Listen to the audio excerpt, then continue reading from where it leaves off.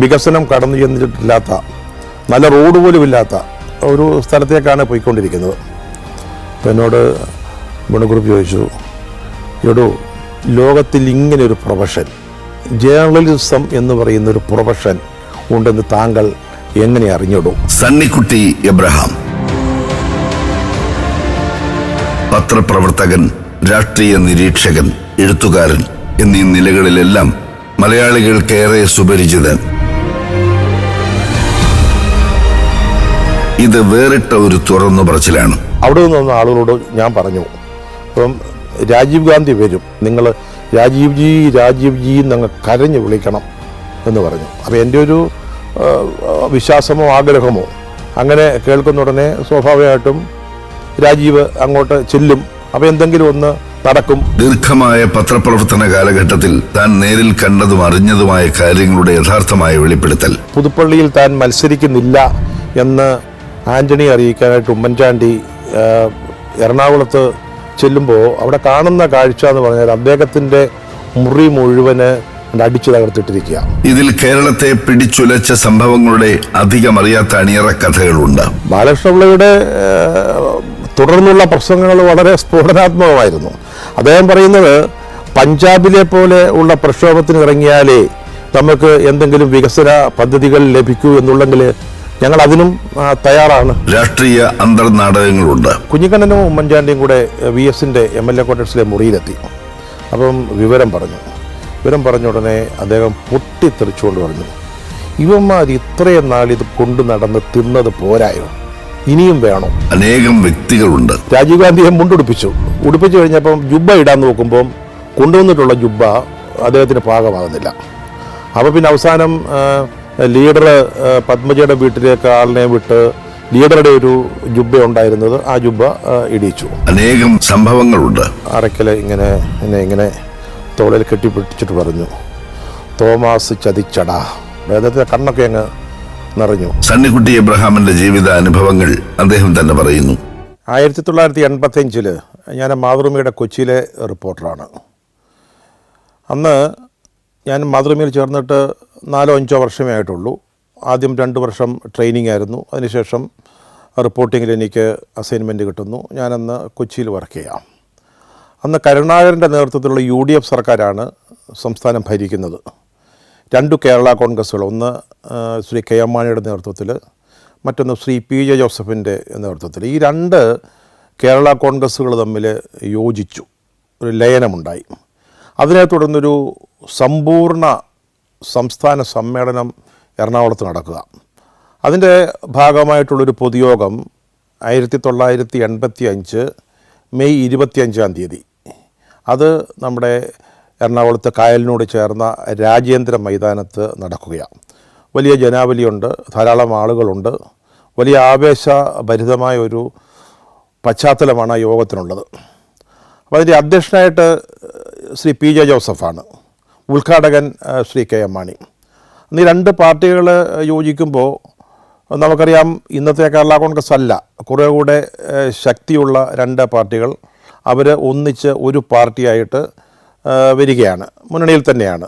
അന്ന് കേരള കോൺഗ്രസുകൾക്ക് 4 മന്ത്രിമാരുണ്ട്. KM Mani, R Balakrishnapillai, PJ Joseph, TM Jacob, ഇവരൊക്കെ ഈ യോഗത്തിൽ പങ്കെടുക്കുന്നുണ്ട്. അപ്പോൾ ഉദ്ഘാടനം ചെയ്തുകൊണ്ട് KM മാണി പ്രസംഗിക്കുന്നു. അദ്ദേഹം പറഞ്ഞു, കേരളത്തിന് അർഹമായ അവകാശങ്ങൾ നേടിയെടുക്കുന്നതിന് കേരള കോൺഗ്രസ് വേണമെങ്കിൽ വേണ്ടി വന്നാൽ പ്രക്ഷോഭ രംഗത്തേക്ക് ഇറങ്ങാനും തയ്യാറാണ്. കേരളത്തിന് അവകാശപ്പെട്ട ഒന്നും ലഭിക്കുന്നില്ല, അതുകൊണ്ട് ഞങ്ങൾ വേണമെങ്കിൽ പോരാടാൻ തയ്യാറാണ്. ഞങ്ങൾ കഴിഞ്ഞ തെരഞ്ഞെടുപ്പിൽ രാജീവ് ഗാന്ധിക്ക് സിന്ദാബാദ് വിളിച്ചു എന്നുള്ളത് കൊണ്ട് അതിനെ ഒരു ബലഹീനതയായിട്ട് മറ്റാരും കരുതരുത്. ഞങ്ങളുടെയും കൂടെ സഹായത്തോടെയാണ് ഇന്ന് മുന്നണി ഭരിക്കുന്നത്. അങ്ങനെ ഭരിക്കുമ്പോൾ ഞങ്ങളുടെ തോളിൽ കയറിയിരുന്നു കൊണ്ട് ചെവി കടിക്കരുത്. അപ്പോൾ അങ്ങനെ ഒരു കേന്ദ്രവിരുദ്ധ പ്രസംഗത്തിൻ്റെ ഒരു അന്തരീക്ഷമാണ് KM മാണിയുടെ, പിന്നീട് PJ ജോസഫിൻ്റെയൊക്കെ പ്രസംഗങ്ങളിൽ ഉണ്ടാകുന്നത്. അതിനുശേഷമാണ് R ബാലകൃഷ്ണപിള്ള പ്രസംഗിക്കാനായിട്ട് ആരംഭിക്കുന്നത്. അപ്പോൾ അദ്ദേഹം, നമുക്കറിയാമല്ലോ, അദ്ദേഹം മാണി സാറിനേക്കാളിലും അല്ലെങ്കിൽ ജോസഫിനേക്കാളിലും ഒക്കെ വളരെ ആവേശകരമായിട്ട് പ്രസംഗിക്കുന്ന അല്ലെങ്കിൽ ഒരു പ്രസംഗ ശൈലിയുള്ള ഒരാളാണ്. അദ്ദേഹവും ഇതേ ചാലിൽ അല്ലെങ്കിൽ ഇതേ ചുവട് പിടിച്ചാണ്, മണിയുടെ പ്രസംഗത്തിൻ്റെ ചുവട് പിടിച്ചാണ് അദ്ദേഹവും സംസാരിക്കുന്നത്. അദ്ദേഹം പറഞ്ഞു, ഞങ്ങൾക്ക് ഭരണമെന്ന് പറയുന്നത് അത്ര വലിയ പ്രധാനപ്പെട്ട കാര്യമൊന്നുമല്ല. വേണ്ടി വന്നാൽ ഭരണം വേണ്ടെന്ന് വെച്ചിട്ട് ഞങ്ങൾ സമരരംഗത്തേക്ക് ഇറങ്ങാൻ തയ്യാറാണ്. ഭരിച്ചേ തീരുമെന്ന് ഞങ്ങൾക്ക് നിർബന്ധമൊന്നുമില്ല. കരുണാകരൻ കേരളത്തിൻ്റെ കാര്യം സംസാരിക്കാനായി ഡൽഹിയിലെത്തുമ്പോൾ അദ്ദേഹം പലപ്പോഴും കവാത്ത് മറക്കുകയാണ് ചെയ്യുന്നത്. അങ്ങനെ അദ്ദേഹം വളരെ ആവേശകരമായിട്ട് ഈ പ്രസംഗം തുടരുമ്പോഴേ എനിക്ക് തോന്നി ഇതൊരു അപകടത്തിലേക്കാണോ പോകുന്നത് എന്ന് തോന്നി. അപ്പോൾ അന്ന് എൻ്റെ കൂടെ എൻ്റെ ബാച്ചിൽപ്പെട്ട ടി അരുൺകുമാർ എന്ന് പറഞ്ഞ ലേഖനുണ്ട്. അദ്ദേഹം അന്ന് തൃശ്ശൂരിലെ റിപ്പോർട്ടറാണ്. അന്ന് സന്ദർഭവശാൽ എറണാകുളത്ത് വന്നപ്പോൾ എൻ്റെ കൂടെ രാജേന്ദ്ര മൈതാനത്ത് ഈ യോഗം കേൾക്കാനായിട്ട് അല്ലെങ്കിൽ പ്രസംഗം കേൾക്കാനായിട്ട് വന്നതാണ്. അപ്പം ഞാൻ പറഞ്ഞു, അരുണ് നീയും കൂടി ഇതിൻ്റെ ഒരു നോട്ട് എടുത്തോണം, കാരണം നാളെ എന്തെങ്കിലും ഒരു പ്രശ്നം ഉണ്ടായാൽ ഒരു ബുദ്ധിമുട്ടുണ്ടായിരുന്നല്ലോ. അത് പറയാൻ കാരണം ഞാനന്ന് വളരെ ജൂനിയറായിട്ടുള്ള റിപ്പോർട്ടറാണ്, ഒരു വളരെ ജൂനിയർ. അപ്പം ഇത്തരത്തിലുള്ള ഒരു ചടങ്ങിൽ എനിക്കൊരു അസൈൻമെൻറ്റ് കിട്ടി എന്നുള്ളത് തന്നെ വളരെ പ്രധാനപ്പെട്ട ഒരു കാര്യമാണ്. അപ്പം അതിനോട് ഞാൻ പറഞ്ഞു നീയും കൂടെ നോട്ട് എടുക്കാൻ പറഞ്ഞു. അപ്പോൾ അരുൺ കൃത്യമായിട്ട് നോട്ടെടുത്തു. ബാലകൃഷ്ണപിള്ളയുടെ തുടർന്നുള്ള പ്രസംഗങ്ങൾ വളരെ സ്ഫോടനാത്മകമായിരുന്നു. അദ്ദേഹം പറയുന്നത് പഞ്ചാബിലെ പോലെ ഉള്ള പ്രക്ഷോഭത്തിന് ഇറങ്ങിയാലേ നമുക്ക് എന്തെങ്കിലും വികസന പദ്ധതികൾ ലഭിക്കൂ എന്നുള്ളെങ്കിൽ ഞങ്ങൾ അതിനും തയ്യാറാണ്. അപ്പോൾ ആ രീതിയിലേക്ക് പ്രസംഗം അങ്ങോട്ട് നീങ്ങുകയാണ്. ഇപ്പം നമുക്ക് ഒരു കോച്ച് ഫാക്ടറി കിട്ടി, അതെവിടെ? അതുപോലും പഞ്ചാബിലേക്ക് കൊണ്ടുപോയി. ബൂട്ടാ സിംഗിന് പോലും കടന്നു ചെല്ലാൻ മേലാത്ത പഞ്ചാബാണ്. അന്നെൻ്റെ ഓർമ്മ ശരിയാണെങ്കിൽ ബൂട്ടാ സിംഗ് കേന്ദ്ര ആഭ്യന്തരമന്ത്രിയാണ്. അതിങ്ങനെ വളരെ ആവേശകരമായിട്ട് അങ്ങനെ പ്രസംഗിച്ചു പോകുന്നു. പിന്നീട് അദ്ദേഹം പറയുന്നുണ്ട്, അദ്ദേഹത്തിൻ്റെ സംഭാഷണത്തിലൊക്കെ വേണമെങ്കിൽ നമുക്ക് കേരളത്തിന് സ്വതന്ത്രമായി നിൽക്കാം, അങ്ങനെ അദ്ദേഹം പറയുന്നില്ല. ആ വാക്കുകൾ ഉപയോഗിക്കുന്നില്ലെങ്കിലും അദ്ദേഹം പറയുന്ന സ്റ്റൈൽ അതായിരുന്നു. അദ്ദേഹം പറഞ്ഞു, ഇവിടെ നമുക്ക് ഒന്നാം തരം ഒരു തുറമുഖമുണ്ട്, കൊച്ചി തുറമുഖം. ഏത് സാധനങ്ങൾ വേണമെങ്കിലും നമുക്ക് കയറ്റി വയ്ക്കാം, എന്ത് വേണമെങ്കിലും ഇറക്കുമതി ചെയ്യാം.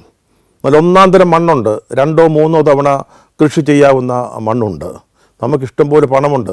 വിദേശങ്ങളിൽ നിന്ന് നമുക്കിവിടേക്ക് ധാരാളം പണം വരുന്നുണ്ട്.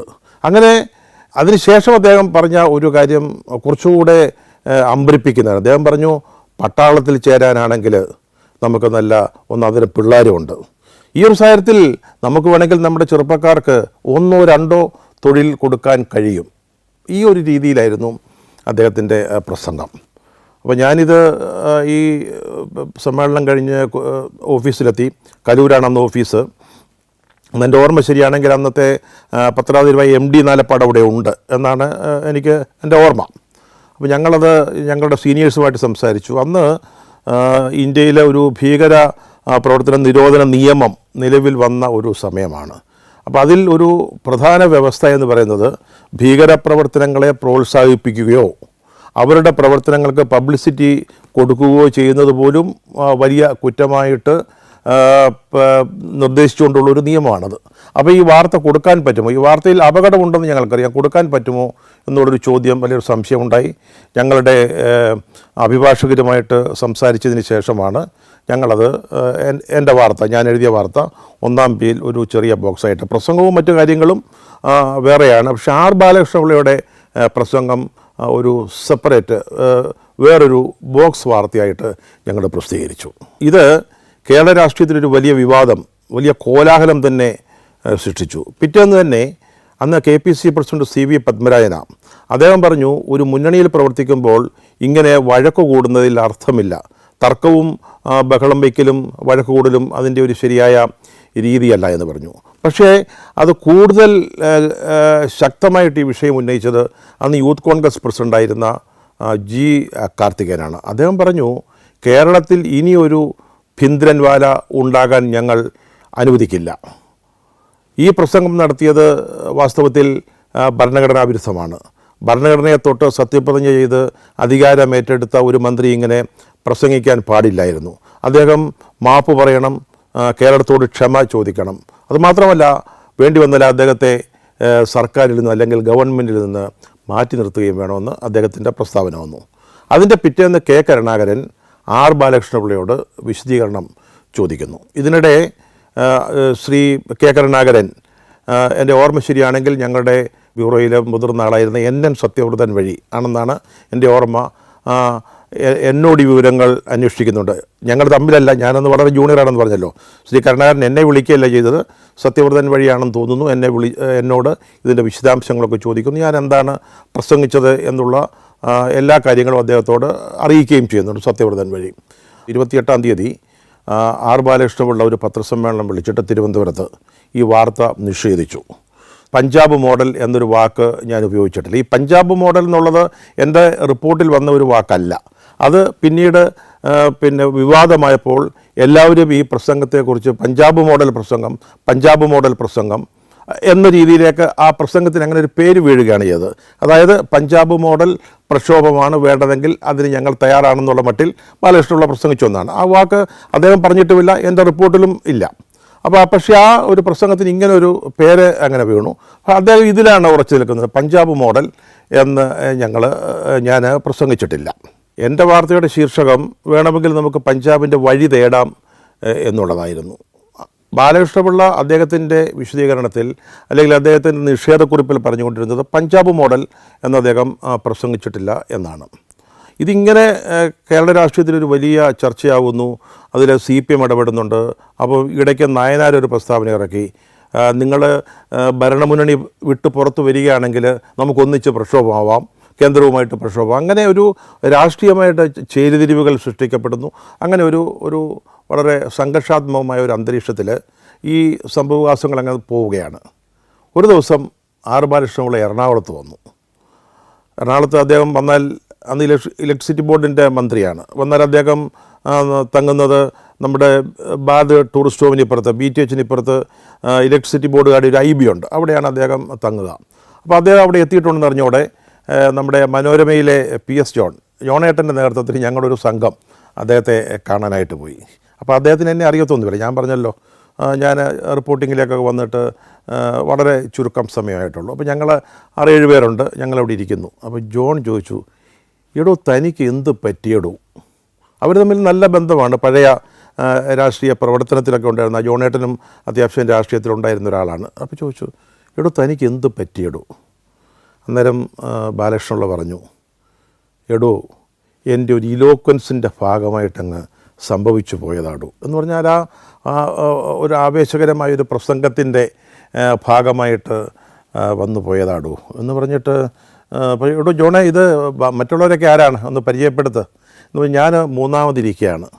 അപ്പം എന്നെ ഇങ്ങനെ പരിചയപ്പെടുത്തി, സണ്ണിക്കുട്ടി അബ്രഹാം എന്നെ പരിചയപ്പെടുത്തി. അപ്പോൾ അദ്ദേഹത്തിൻ്റെ മുഖമൊക്കെ അങ്ങ് വല്ലാതെ ഇരുണ്ടു.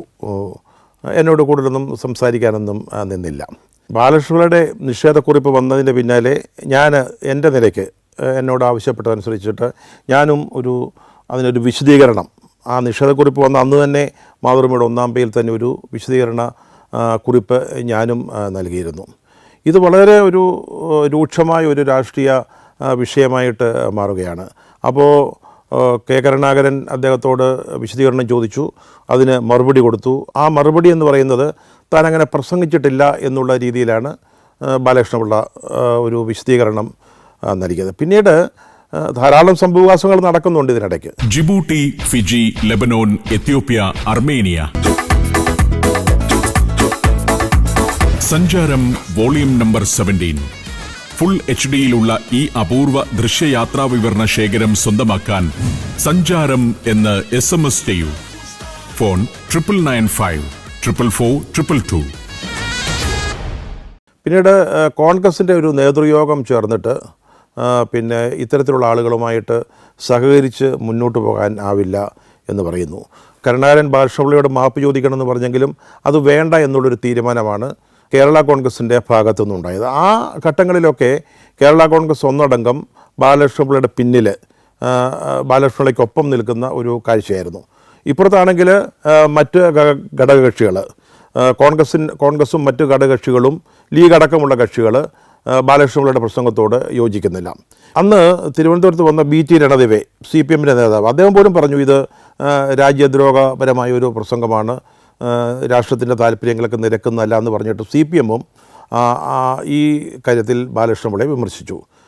ഒപ്പം EMS ആവട്ടെ, അദ്ദേഹം പറഞ്ഞത് ഒരു വളരെ പ്രധാനപ്പെട്ട ഒരു രാഷ്ട്രീയ പ്രസ്താവനയായിരുന്നു. അദ്ദേഹം പറഞ്ഞു, ഇനി ഇതിൻ്റെ പേരിലും കാണും ഭരണമുന്നണി വിട്ടിട്ട് ഞങ്ങളുടെ കൂടെ കാണും വരാനാണ് ഉദ്ദേശമെങ്കിൽ അത് നടപ്പില്ല കേട്ടോ എന്ന് EMSും പറഞ്ഞു. അങ്ങനെ ഒരു വളരെ ചാർജ്ഡായിട്ടുള്ളൊരു അന്തരീക്ഷത്തിലാണ് ഈ കോൺഗ്രസ് നേതൃസമിതി ചേർന്നിട്ട് ഇദ്ദേഹം മന്ത്രിസഭയിൽ ഉണ്ടാവാൻ പാടില്ല എന്ന രീതിയിൽ ഒരു തീരുമാനമെടുക്കുന്നത്. അന്ന് കോൺഗ്രസിന് നേതൃയോഗം പറഞ്ഞത് കേരള കോൺഗ്രസ് ഈ കേന്ദ്രവിരുദ്ധ നയം അവസാനിപ്പിക്കണം, ബാലകൃഷ്ണപിള്ളയെ പിൻവലിക്കണം എന്ന് തന്നെ ആവശ്യപ്പെട്ടു. ഇതിനിടയ്ക്ക് KUWJ പ്രസിഡന്റ്, കേരള പത്രപ്രവർത്തക യൂണിയൻ്റെ പ്രസിഡൻ്റായ മലപ്പുറം മൂസ ബാലകൃഷ്ണപിള്ളയ്ക്കെതിരായിട്ട് ഒരു പ്രസ്താവന ഇറക്കി. ഇങ്ങനെ മാധ്യമപ്രവർത്തകരെ അവർ തെറ്റായി റിപ്പോർട്ട് ചെയ്തുവെന്ന് തെറ്റായിട്ട് വ്യാഖ്യാനിച്ചുകൊണ്ട് ഒരു നിലപാടെടുക്കുകയാണെങ്കിൽ നിയമ നടപടിയിലേക്ക് പോകും. ആ രീതിയിലേക്ക് KUWJയും ഒരു നിലപാടെടുത്തു. ഈ സന്ദർഭത്തിലാണ് ഗവർണറും KPCC പ്രസിഡൻറ്റും ഒക്കെ ആയിരുന്ന ശ്രീ KM ചാണ്ടിയുടെ മകൻ KC ചാണ്ടി ബാലകൃഷ്ണപിള്ളയ്ക്കെതിരെ ഹൈക്കോടതിയെ സമീപിക്കുന്നത്. അദ്ദേഹത്തിൻ്റെ പറയർ എന്തായിരുന്നു ചോദിച്ചാൽ, ബാലകൃഷ്ണപിള്ള സത്യപ്രതിജ്ഞാ ലംഘനം നടത്തിയിരിക്കുന്നു. ഭരണഘടനയെ തൊട്ട് സത്യപ്രതിജ്ഞ ചെയ്ത് അധികാരമേറ്റെടുത്തൊരു മന്ത്രി ഈ രീതിയിൽ പ്രവർത്തിക്കുന്നത് നിയമവിരുദ്ധമാണ്. അതുകൊണ്ട് അദ്ദേഹത്തെ മന്ത്രിസഭയിൽ നിന്ന് മാറ്റാനുള്ള നടപടി ഉണ്ടാവണം. അതായിരുന്നു KC ചാണ്ടിയുടെ ഈ കേസിലെ പ്രയർ. ജസ്റ്റിസ് KP രാധാകൃഷ്ണമേനോൻ്റെ ബെഞ്ചിലാണ് ഈ കേസ് വരുന്നത്. അദ്ദേഹം അത് ഫയലിൽ സ്വീകരിച്ചു. അങ്ങനെ ഫയലിൽ സ്വീകരിച്ചുകൊണ്ട് അദ്ദേഹം നടത്തിയ ചില ഒബ്സർവേഷൻസ്, അദ്ദേഹം പറഞ്ഞത് പത്ര റിപ്പോർട്ടുകൾ ശരിയാണെങ്കിൽ ബാലകൃഷ്ണപിള്ള തെറ്റ് ചെയ്തിട്ടുണ്ട്, അത് സത്യപ്രതിജ്ഞാലംഘനം അവിടെ ഉണ്ടായിട്ടുണ്ട്, അദ്ദേഹത്തിന് സ്വമേധയാ രാജിവെക്കാവുന്നതാണ്. അങ്ങനെ അദ്ദേഹം ചെയ്യുന്നില്ലെങ്കിൽ അദ്ദേഹത്തെ മന്ത്രിസഭയിൽ നിന്ന് നീക്കി കിട്ടുന്നതിന് പര്യാപ്തമായ നടപടികളുമായി മുന്നോട്ട് പോകാൻ ഏതൊരു പൗരനും അവകാശമുണ്ട്. ഇതൊരു സത്യം പറഞ്ഞാൽ അതിശക്തമായ ഒരു നിരീക്ഷണമായിരുന്നു. ഈ നിരീക്ഷണം ഹൈക്കോടതിയിൽ നിന്നുണ്ടാകുമ്പോൾ തിരുവനന്തപുരത്ത് ഗസ്റ്റ് ഹൗസിലെ 1-ാം നമ്പർ മുറിയിൽ കേരള കോൺഗ്രസിൻ്റെ സ്റ്റിയറിംഗ് കമ്മിറ്റി ചേർന്നുകൊണ്ടിരിക്കുകയാണ്. അപ്പോഴാണ് ഈ വാർത്ത ഒരു അശ്വനിപാതം പോലെ അവിടെ വരുന്നത്. അപ്പോൾ പെട്ടെന്ന് തന്നെ കേരള കോൺഗ്രസ് നേതാക്കൾക്ക് മനസ്സിലായി ഇനി മുന്നോട്ട് പോകാൻ സാധിക്കില്ല. അതുകൊണ്ട് രാജിവെക്കാനായിട്ട് ബാലകൃഷ്ണപിള്ള രാജിവെക്കാനായിട്ട് തീരുമാനിക്കുന്നു. കേരള കോൺഗ്രസ് നേതാക്കൾ പെട്ടെന്നൊരു പത്രസമ്മേളനം വിളിച്ചു. അപ്പോൾ ബാലകൃഷ്ണപിള്ള പറഞ്ഞു, ഞാൻ രാജിവെക്കുകയാണ്. ഈ കേസ് ഇങ്ങനെ ഫയലിൽ സ്വീകരിച്ചുകൊണ്ട് ഒരു നോട്ടീസ് അയക്കാൻ ഹൈക്കോടതി തീരുമാനിച്ച സ്ഥിതിക്ക് ഞാനിനി തുടരുന്നത് ശരിയല്ല. എന്നിട്ട് അദ്ദേഹം ഒരു പഴയ ചരിത്രം കൂടി ഓർമ്മിപ്പിച്ചു. അദ്ദേഹം പറഞ്ഞു, ഈ മുറിയിലിരുന്നു കൊണ്ടാണ് എൻ്റെ രാഷ്ട്രീയ ഗുരുനാഥനായിരുന്ന PT ചാക്കോ രാജിവെക്കാൻ തീരുമാനിച്ചത്. അതേ മുറിയിലിരുന്നു കൊണ്ട് ഞാൻ എൻ്റെ മന്ത്രിസ്ഥാനം രാജിവെക്കുന്നു. പെട്ടെന്ന് മന്ത്രിയുടെ ഓഫീസിൽ നിന്ന് രാജിക്കത്ത് തയ്യാറായിക്കൊണ്ടുവരുന്നു, മുഖ്യമന്ത്രിയെ ഏൽപ്പിക്കുന്നു. അങ്ങനെ പഞ്ചാബ് മോഡൽ സമരത്തിൻ്റെ പേരിൽ ബാലകൃഷ്ണപിള്ള രാജിവെക്കേണ്ടി വരുന്നു. നമ്മൾ ഇക്കാലമെല്ലാം പറഞ്ഞുകൊണ്ടിരുന്നത് ഈ പഞ്ചാബ് മോഡൽ പ്രസംഗം അതിൻ്റെ പേരിൽ ബാലകൃഷ്ണപിള്ള രാജിവെച്ചു. സത്യത്തിൽ അതാണ് നടന്നതെങ്കിലും അതിൻ്റെ പിന്നിൽ കുറേ കൂടി ആഴത്തിലുള്ളൊരു രാഷ്ട്രീയം ഉണ്ടായിരുന്നുവെന്നാണ് ഞാൻ പിന്നീട് തിരിഞ്ഞു നോക്കുമ്പോൾ തോന്നിയിട്ടുള്ളത്. അതായത് ഞാൻ നേരത്തെ പറഞ്ഞല്ലോ, 2 കേരള കോൺഗ്രസ്സുകൾ, രണ്ടും അന്ന് പ്രബല ശക്തികളാണ്. തിരുവിതാംകൂറിലും എറണാകുളം ജില്ലയിലും പിന്നെ മധ്യ തിരുവിതാംകൂറിൻ്റെ ചില ഭാഗങ്ങളിലുമൊക്കെ നല്ല വേരോട്ടമുള്ള 2 പാർട്ടികളാണ്. ആ പാർട്ടികൾ ഒന്നിച്ച് ഒരൊറ്റ പാർട്ടിയാകുന്നു. അപ്പോൾ നമുക്കറിയാമല്ലോ, സ്വാഭാവികമായിട്ടും ആ പാർട്ടിയുടെ ശക്തി അല്ലെങ്കിൽ വിലപേശൽ ശക്തിയൊക്കെ കൂടുകയാണ്. അതുമാത്രമല്ല, ആ ഒരു പാർട്ടി ഒരു കേന്ദ്രവിരുദ്ധ നയമെടുക്കുന്നു. ആ കേന്ദ്രവിരുദ്ധ നയം പെട്ടെന്നുണ്ടാവുന്നതല്ല. അന്ന് ഞാൻ നേരത്തെ പറഞ്ഞതുപോലെ പഞ്ചാബിലെ വിഘടനവാദികൾ ഖലിസ്ഥാൻ വാദവുമായിട്ടൊക്കെ നിൽക്കുന്ന സമയത്താണ്. ഇന്ദിരാഗാന്ധിയുടെ മരണശേഷമാണ്. ഒരു പ്രധാനമന്ത്രിയെ നമുക്ക് നഷ്ടപ്പെട്ടിരിക്കുന്നു. ആ സാഹചര്യത്തിൽ കൂടുതൽ ശക്തി ആർജിച്ച ഒരു പാർട്ടി കേന്ദ്ര വിരുദ്ധ പ്രക്ഷോഭവുമായി അല്ലെങ്കിൽ കേന്ദ്ര വിരുദ്ധ രാഷ്ട്രീയവുമായി ഭരണമുന്നണിയിൽ തന്നെ നിൽക്കുക എന്നുള്ളത് അന്ന് രാഷ്ട്രീയമായിട്ട് ചിന്തിക്കാൻ പറ്റുന്ന കാര്യമായിരുന്നില്ല. അതുകൊണ്ടാണ് ശ്രീ K കരുണാകരൻ ഈ കാര്യത്തിൽ വളരെ ശക്തമായ ഒരു നിലപാടെടുത്തത്. അദ്ദേഹം അന്ന് സഹപ്രവർത്തകരോട് പറഞ്ഞത്, ഈ പ്രസംഗം കേട്ട് ഞാൻ നടുങ്ങിപ്പോയി എന്നാണ്. അതുപോലെ തന്നെ അദ്ദേഹം വളരെ ദുഃഖിതനും അസ്വസ്ഥനുമായിരുന്നു. അപ്പം അതിൻ്റെ പിന്നിലെ രാഷ്ട്രീയം ഞാൻ ഈ പറയുന്നതായിരുന്നു. ഇതിനിടയ്ക്ക് ഇങ്ങനൊരു പ്രസംഗം നടന്നിട്ടില്ല എന്നൊക്കെയുള്ള വാദങ്ങൾ ഉണ്ടാവുന്നുണ്ട്.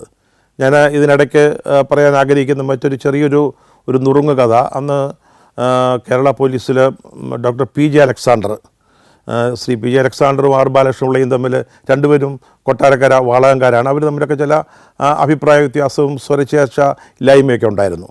ഞാനൊരു ദിവസം തിരുവനന്തപുരത്ത് ചെന്നപ്പം ഡോക്ടർ അലക്സാണ്ടർ എന്നെ വിളിച്ചിട്ട് ഈ പ്രസംഗത്തിൻ്റെ ഒരു റെക്കോർഡർ വെർഷൻ കേൾപ്പിച്ചു തന്നു. അന്ന് വലിയ ബഹളവും ശബ്ദത്തിൻ്റെയൊക്കെ നടുവിലാണ് ഈ പ്രസംഗം. അത്തരത്തിലുള്ള അനാവശ്യമായ ശബ്ദങ്ങളൊക്കെ ഇറേസ് ചെയ്ത് കളഞ്ഞതിന് ശേഷം അദ്ദേഹത്തിൻ്റെ പ്രസംഗം മാത്രമായിട്ട് എന്നെ കേൾപ്പിച്ചു തന്നതും ഞാൻ ഓർക്കുന്നു. എനിക്ക് തോന്നുന്നത് അന്ന് അദ്ദേഹം എന്നോട് പറഞ്ഞത് ഇത് ഇൻ്റലിജൻസ് ബ്യൂറോയിൽ നിന്ന് കിട്ടിയ ഒരു കോപ്പിയാണെന്നാണ്. പിന്നീട് ഇത് അഴിമതി നിരോധക കമ്മീഷൻ്റെ മുമ്പിലൊരു കേസായിട്ട് വരുന്നു. അന്ന് എം എൻ സുകുമാരൻ നായരാണ് അദ്ദേഹത്തിന് വേണ്ടി വാദിക്കാൻ വരുന്നത്. ഞാനൊക്കെ സാക്ഷിയാണ്. എന്നെ വിസ്തരിക്കുന്ന ഉടനെ ശ്രീ സുകുമാരൻ നായർ ആവർത്തിച്ച് ചോദിക്കുന്നത്, അല്ലെങ്കിൽ പറയാൻ ശ്രമിക്കുന്നത്, അല്ലെങ്കിൽ സ്ഥാപിക്കാനായിട്ട് ഒരു ശ്രമം നടത്തുന്നത് വയനാട്ടിലെ ഒരു തോട്ടം, എം.പി. വീരേന്ദ്രകുമാറിൻ്റെ തോട്ടം. അന്ന് വീരേന്ദ്രകുമാർ ഞങ്ങളുടെ മാനേജിംഗ് ഡയറക്ടറാണ് മാതൃഭൂമിയുടെ. അന്ന് വൈദ്യുതി മന്ത്രിയായിരുന്ന ബാലകൃഷ്ണപിള്ള ഒരു ജലവൈദ്യുത പദ്ധതി വയനാട്ടിൽ ആരംഭിക്കാൻ ആഗ്രഹിക്കുന്നു.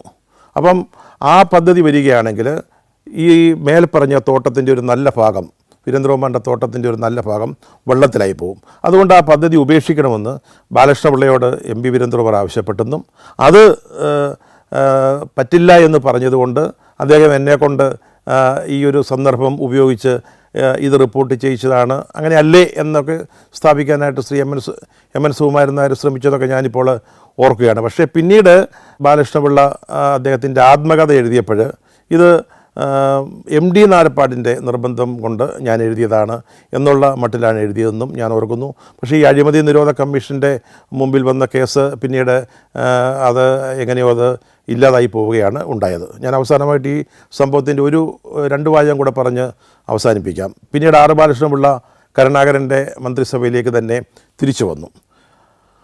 അന്ന് കരുണാകരൻ അദ്ദേഹത്തിൻ്റെ മന്ത്രിസഭയുടെ പ്രതിച്ഛായ നന്നാക്കാൻ വേണ്ടി വയലാർ രവിയെ ആഭ്യന്തരമന്ത്രി സ്ഥാനത്തു നിന്നും കെ.എം. മാണിയെ ധനകാര്യമന്ത്രി സ്ഥാനത്തു നിന്നും നീക്കാൻ വേണ്ടി ചില നീക്കങ്ങൾ നടത്തി. ആ നീക്കങ്ങൾ ഇങ്ങനെ ശക്തി പ്രാപിച്ചപ്പോൾ വയലാർ രവി രാജിവെച്ചു പോയി. അദ്ദേഹത്തിന് പകരം കൃഷി വകുപ്പ് ഓഫർ ചെയ്ത് അദ്ദേഹം അത് സ്വീകരിക്കാതെ രാജിവെച്ചു പോയി. മാണി സാറിന് വാഗ്ദാനം ചെയ്തത് ജലസേന വകുപ്പാണ്. അപ്പം കേരള കോൺഗ്രസ് ഒരു കണ്ടീഷൻ മുന്നോട്ട് വെച്ചു. അതായത് ഞങ്ങൾ ധനമന്ത്രി സ്ഥാനം ഒഴിഞ്ഞു തരാം, പക്ഷേ പകരം ആർ ബാലകൃഷ്ണപിള്ളയെ തിരികെ മന്ത്രിസഭയിൽ എടുക്കണം. അന്ന് ലീഡർ കരുണാകരന് ഈ പ്രതിച്ഛായ ചർച്ചയുടെ ഭാഗമായിട്ടുള്ള മന്ത്രിസഭ പുനഃസംഘടനയായിരുന്നു അത്യാവശ്യം. ബാലകൃഷ്ണപിള്ളയെ എടുക്കുന്നതിനേക്കാൾ പ്രാധാന്യം അതിനാണ് ശ്രീ കെ കരുണാകരൻ നൽകിയത്. അപ്പോൾ അദ്ദേഹം അന്ന് സുപ്രീം കോടതി ജഡ്ജിയായിട്ട് വിരമിച്ച ജസ്റ്റിസ് കെ മാത്യു, അദ്ദേഹം ഡൽഹിയിലാണ്. ഇവിടെ നിന്ന് ഉദ്യോഗസ്ഥരെ അയച്ച് വിശദാംശങ്ങളൊക്കെ കൊടുത്തിട്ട് ഒരു നിയമോപദേശം അദ്ദേഹത്തിൽ നിന്ന് എഴുതി വാങ്ങി. പക്ഷേ ആ നിയമോപദേശം ആർ ബാലകൃഷ്ണപിള്ളയെ മന്ത്രിസഭയിൽ വീണ്ടും പ്രവേശിപ്പിക്കുന്നതിന് പര്യാപ്തമായിരുന്നില്ല. ഈ കേസിൽ ഇങ്ങനെ നിൽക്കുന്ന ഒരാളിനെ വീണ്ടും മന്ത്രിയാക്കാൻ പാടില്ല എന്നാണ് ജസ്റ്റിസ് കെ മാത്യു അന്ന് ഒരു ഉപദേശം കൊടുത്തത്. അപ്പം വീണ്ടും അദ്ദേഹത്തിൻ്റെ മന്ത്രിസഭ പുനഃപ്രവേശനം തടസ്സപ്പെട്ടു. അപ്പോൾ ശ്രീ കെ കരുണാകരൻ കേരള ഹൈക്കോടതിയിൽ ജഡ്ജിയായിരുന്ന ജസ്റ്റിസ് ജാനകി അമ്മയുടെ പക്കൽ നിന്ന് ബാലകൃഷ്ണപിള്ളയെ പ്രവേശിപ്പിക്കുന്നതിന് അനുകൂലമായ ഒരു നിയമോപദേശം എഴുതി വാങ്ങിയിട്ട് വീണ്ടും മന്ത്രിയാക്കുകയാണ് ഉണ്ടായത്. അങ്ങനെയാണ് ആ ഒരു അധ്യായം അവസാനിക്കുന്നത്. ഞാൻ പിന്നീട് മാതൃഭൂമിയുടെ തിരുവനന്തപുരം ലേഖനവും ഡൽഹി ലേഖനമൊക്കെ ആയി. അന്നൊക്കെ ആർ ബാലകൃഷ്ണപിള്ളയുമായിട്ടൊക്കെ വളരെ അടുത്ത് ഇടപഴകി. എന്നോട് പുറമേക്ക് ഇഷ്ടക്കേടൊന്നും കാണിച്ചില്ലെങ്കിലും അകമേ എന്നോട് ദേഷ്യമുണ്ടായിരുന്നു എന്നാണ് ഞാൻ മനസ്സിലാക്കുന്നത്. ഒരിക്കലും ഞാൻ ഇന്ത്യ വിഷന് വേണ്ടി ഒപ്പം അദ്ദേഹവുമായിട്ട് നടന്ന് ഒരു അഭിമുഖം ചെയ്യുന്നൊരു പരിപാടി ഉണ്ടായിരുന്നു. അപ്പം അതിൽ ആർ ബാലകൃഷ്ണപിള്ള എൻ്റെ അതിഥിയായിട്ട് വന്നു. അന്ന് അദ്ദേഹം വളരെ പല കാര്യങ്ങളും തുറന്ന് എന്നോട് സംസാരിച്ചു. അന്ന് കേരള കോൺഗ്രസിൻ്റെ ഒരു സ്ഥാപക ദിനമായിരുന്നു. അന്ന് വൈകിട്ട് തൃശ്ശൂരിൽ നിന്നൊരു സുഹൃത്ത് വിളിച്ചിട്ട് എന്നോട് പറഞ്ഞു, എടാ നിന്നെക്കുറിച്ച് ഇവിടെ തേക്കിൻകാട് മൈതാനത്ത് ആർ ബാലകൃഷ്ണപിള്ള ഒന്നാന്തരം പ്രസംഗം നടത്തിക്കൊണ്ടിരിക്കുകയാണ്. പക്ഷേ ഞാൻ അദ്ദേഹത്തോടെന്നും വളരെ സൗഹൃദത്തോടുകൂടി പെരുമാറാനാണ് ശ്രമിച്ചിട്ടുള്ളത്. എൻ വി കൃഷ്ണവാര്യരുമായിട്ടൊരു ഒരു അടുപ്പം ഉണ്ടാക്കുന്നതിന് സാധിച്ചു. അടുപ്പം എന്ന് പറഞ്ഞാൽ വളരെ വലിയ ബഹുമാനത്തോടു കൂടിയുള്ള ഒരു അടുപ്പം. അദ്ദേഹം എഡിറ്റ് ചെയ്യുന്നത് അല്ലെങ്കിൽ എഡിറ്റ് ചെയ്ത കോപ്പി വായിക്കുക എന്നുള്ളത് തന്നെ ഒരു വലിയ സന്തോഷകരമായ ഒരനുഭവമാണ്. വളരെ പ്രഗത്ഭരായ ആളുകളാണ് അന്ന് മാതൃഭൂമി ആഴ്ചപ്പതിപ്പിലേക്ക് ലേഖനങ്ങളും കവിതകളും ഒക്കെ നൽകുന്നത്. ഒരു ചെറിയ ചെറിയ തിരുത്തുകൾ, ചിലപ്പോൾ ഒരു വാക്ക്, ചിലപ്പോൾ ഒരു പഞ്ച്വേഷൻ മാർക്ക്, അത് NV കൃഷ്ണവാര്യരുടേതായിട്ട് വന്നു കഴിയുമ്പോഴത്തേക്ക് ആ കോപ്പി, ആ മാനുസ്ക്രിപ്റ്റിൻ്റെ മൂല്യം എത്രത്തോളം വർദ്ധിക്കുന്നു എന്നുള്ളത് നമുക്ക് കണ്ടു നിൽക്കാൻ സാധിക്കുമായിരുന്നു.